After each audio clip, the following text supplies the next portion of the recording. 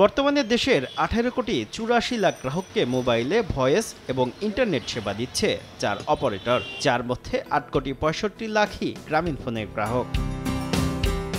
শুধু গ্রাহক নয়, এ খাতে প্রায় 32,000 কোটি টাকার বাজারের অর্ধেকই জিপির দখলে। এ অবস্থায় 2019 সালে গ্রামীণফোনকে বাজারে আধিপত্যকারী বা এসএমপি অপারেটর হিসেবে ঘোষণা করে বিটিআরসি। কল রেট বৃদ্ধি সহ বেশ কিছু বিধিনিষেধ দেয়া হয়। তবে সম্প্রতি বাংলাদেশ প্রতিযোগিতা কমিশনে রবি ও বাংলালিংক অভিযোগ করেছে, কম দামে সিম বিক্রি করে বাজার দখল করছে গ্রামীণফোন। এসএমপি সে সাবসিডাইজ করে, আমি তো তার ধারের কাছে যেতে পারবো না। So this are the challenges that we have, যে আমরা অফকোর্স আমরা ক্ল্যারিটি চাচ্ছি যে কিভাবে এটা ঠিকঠাক করা যায়।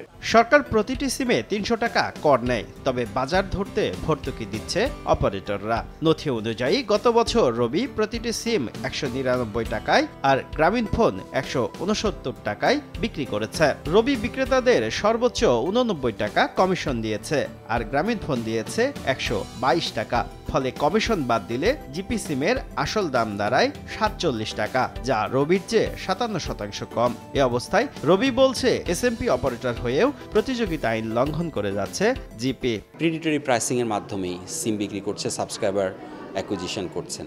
আমরা বাধ্য হচ্ছি একই প্রসেস ফলো করতে। কম্পিটিশন কমিশন জরুরিভাবে একটা সিদ্ধান্তে আসতে পারবেন। তবে অভিযোগ নাকচ করে দিয়েছে গ্রামীণফোন। আমরা মনে করি না যে আমরা কোনো নিয়ম ভঙ্গ করেছি। আমাদের যার নিয়ম, যার রেগুলেশন, তার মধ্যে থেকেই আমরা সবকিছু করছি। বাংলাদেশ প্রতিযোগিতা কমিশন বলছে, রবির করা অভিযোগের তদন্ত শেষ হয়েছে। মামলার বিষয়ে দ্রুতই সিদ্ধান্ত নেওয়া হবে। অনুসন্ধানকারী কর্মকর্তা ওরা একটা রিপোর্টও সাবমিট করেছে।